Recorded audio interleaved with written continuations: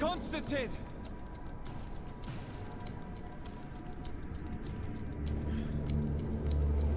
Restrain him!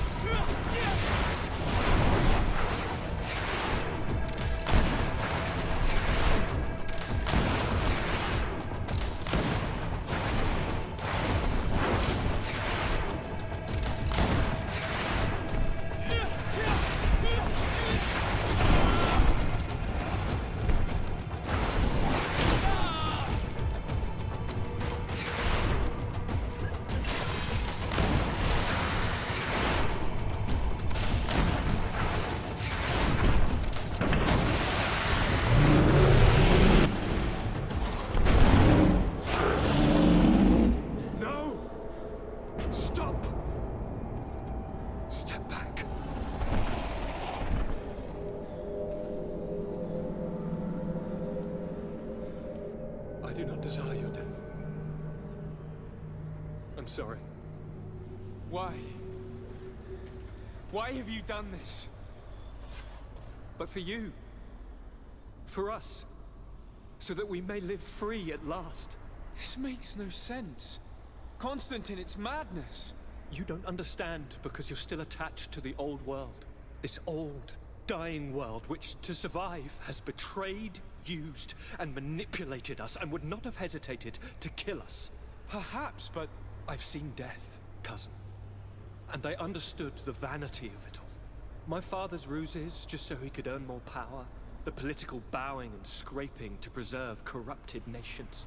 I have been offered unrivaled power, allowing me to get rid of this. To send the old world back to its inevitable death and to build something new here. Something unique. And this new world is my gift to you. You and I could be its new gods, the immortal and benevolent monarchs. He himself is the incarnation of the old world he is speaking of. He has its vices and its poison. For his own immortality, he's prepared to destroy everything around him, to break millennia of cycles. I implore you, flesh of my land, think of all the lives that will come to an end to feed his pride. Don't listen to this old god. He's like all the others, after all, clinging to life. All you have to do is to bind yourself here, with me. And we will be gods together, forever.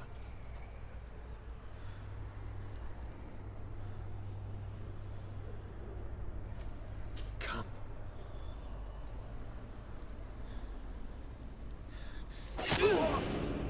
Oh, what a shame.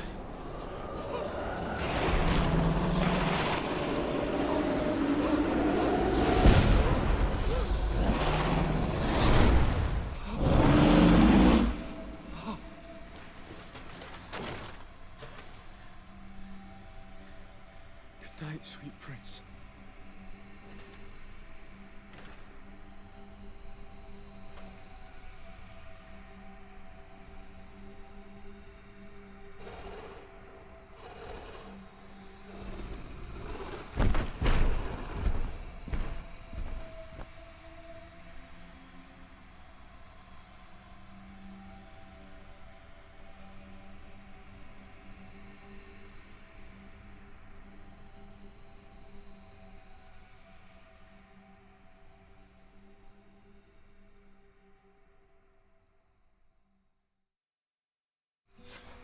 After the fall of Constantine, my young student managed to establish stronger links between the old nations and the natives.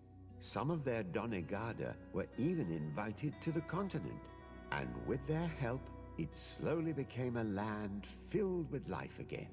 And for the first time in a long while, the number of cases of the Malichor is decreasing. Those who bravely fought at Dorhad Genadu were celebrated everywhere. After all, if it weren't for this unlikely alliance, the island would have fallen into Constantine's greedy hands. Sieglinde took Kurt as an advisor, but he insisted on keeping his place alongside his former student and friend, watching his back, as he always had. Siora obtained the title of Marl of the Red Spears alongside her twin. She leads them with wisdom, but often reunites with the one she still calls her Karants. Afra set aside her weapons and went back to her research on the native culture and flora of the island. It is said that she is even writing a book with the help of Dunkasi's clan when not visiting her friends. For his bravery, Vasco was awarded the rank of commander. He now travels the sea at the head of a whole fleet, but he often comes back to visit his brother-in-arms. Petrus's ambitions have finally been fulfilled. He obtained the much-coveted title of Cardinal. Despite the responsibilities implied by such a title, he still sometimes visits the one he calls his child.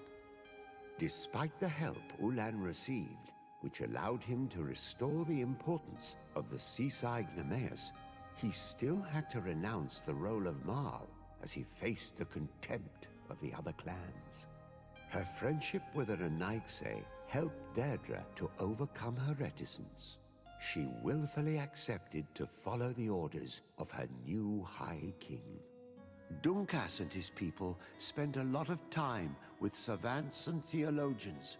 Patiently, they shared their knowledge of the earth and learnt new techniques from one another, and in so doing, they restored balance between the New World and the Old. The natives' hostility towards the Alliance has not diminished, and Governor Byrne is in a delicate situation, especially considering some sordid rumors in Al-Sad regarding the practices of the scholars he protects. The public revelations of Saint Matthias's life led to a deep change in Teleme. The Ordo Luminis was dismantled for good, and the missionaries' purpose is now to establish dialogue rather than conversion. Aware that their culture of secrets would lead them to their demise, the Nords changed their methods. They welcomed numerous new recruits amongst them, notably natives. Under Sieglinder's control, the Guard returned to the honorable values that had made its reputation. And they did so all the more easily, now that their shadiest members were out of the picture. All you have to do is to bind yourself here, with me. And we will be gods together, forever.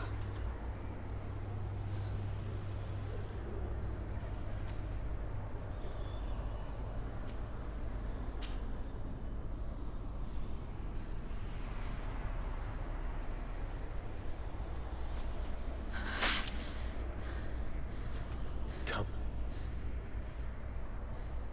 Trust me.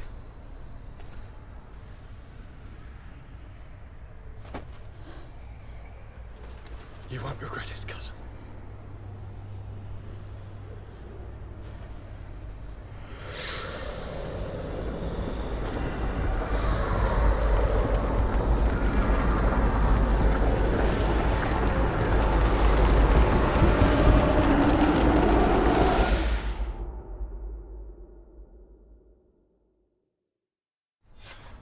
Who could have predicted, when my two young students left the port of Serene, that they'd become the gods of Teofredi, thus plunging the world into chaos?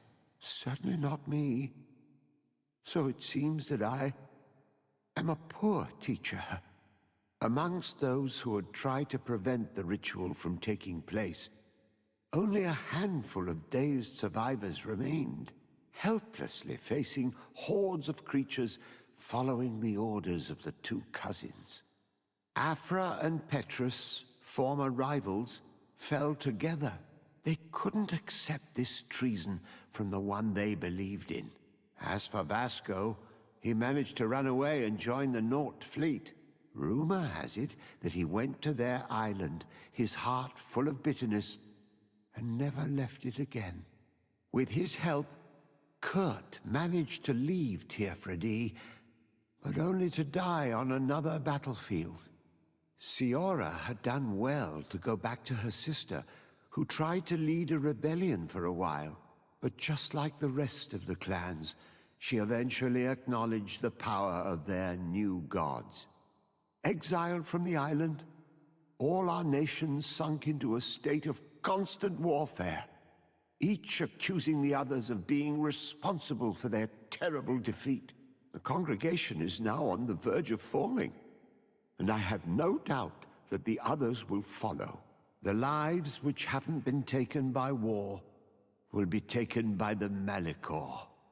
On Teofredi, the Norts report that nature has reclaimed its rights in the cities.